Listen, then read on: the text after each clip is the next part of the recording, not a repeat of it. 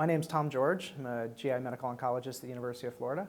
So our GI committee at the NRG Oncology has really been focused on developing the future new treatments for patients with colorectal cancer.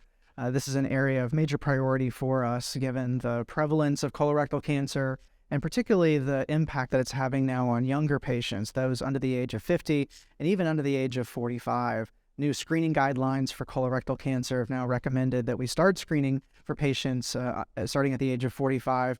But we still see far too many patients in our practices that are afflicted with this disease at younger and younger ages.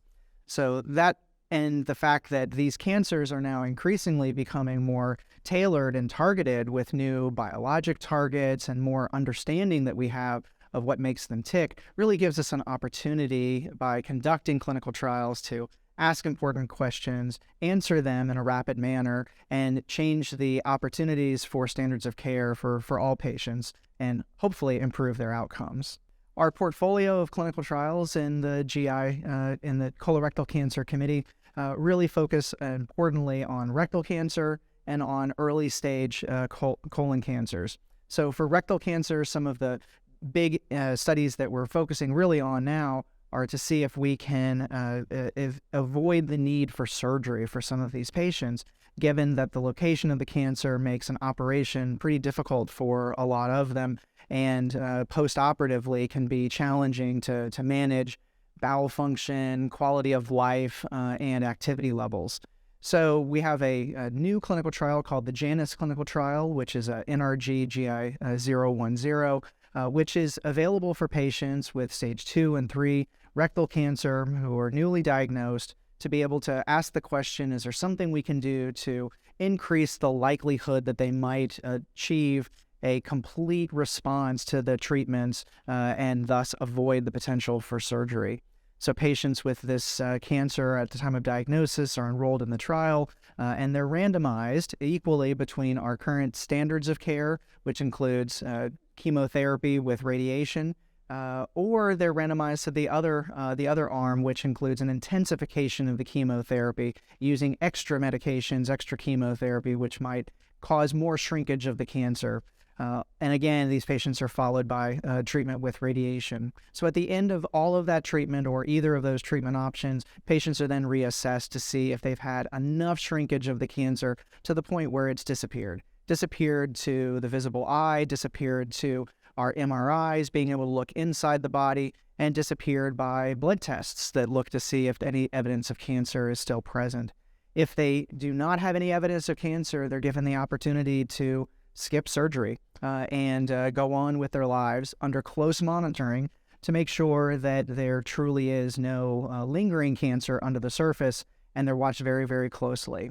If they do have some cancer that's left behind and they didn't achieve a complete shrinkage of the cancer, it's down to nothing, then they'll get their usual surgery. But this approach with the intensification of treatments and chemotherapy may improve their outcomes in the long run. So this is a very exciting trial for us. We're very pleased to be working closely with the Alliance Clinical Trial Cooperative Group as well with this trial, and all of our collaborators across medical oncology, radiation oncology, and surgical oncology. It certainly takes a village to improve the outcomes for patients with this disease, and this is one of those studies that we're very excited about and very eager to bring forward for our patients to participate.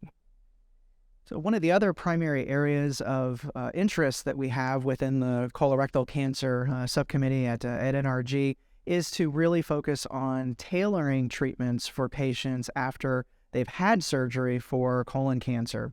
Colon cancer being the second or third most common cancer and most deadly cancer, surgery is typically the primary way in which we deal with the cancer. But then there's a tremendous number of decisions that have to be made after the patients recover from surgery based on what's seen under the microscope when the cancer is removed.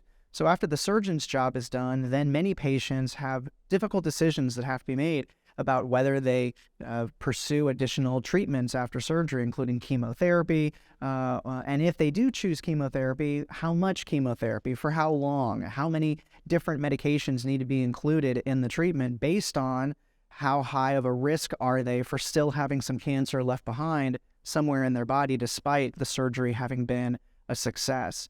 So these are very difficult conversations and very challenging situations for patients to be in after surgery. And so we have 2 clinical trials that have been developed based on new technologies that are now available for patients using circulating tumor DNA.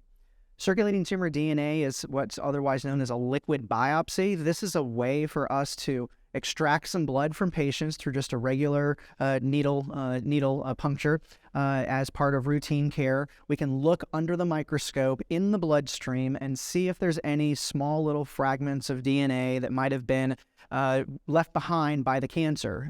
This signature or this shadow in the blood of the cancer's DNA can give us a sense of whether there still might be some cancer somewhere in the patient's body, even though the surgery was successful and all of the CAT scans or MRIs don't show anything. The fact that this assay can be done on just a simple tube of blood makes it very easy for patients and not invasive at all. So this technology is now available, but we don't quite know exactly what to do with it or how to use it. So we are in the process of conducting 2 very large-scale national North American clinical trials. One is the COBRA trial, or NRG GI005, and the other is the Circulate US trial, or NRG 008. Both of these trials allow patients with stage 2 or 3 colon cancer who have undergone surgery to get the blood test performed, and depending on either of these 2 trials, the way that they're set up, to either make a decision to get chemotherapy or not to get chemotherapy, or based on the results of the blood tests, whether chemotherapy should be done in a more aggressive manner or a less aggressive manner.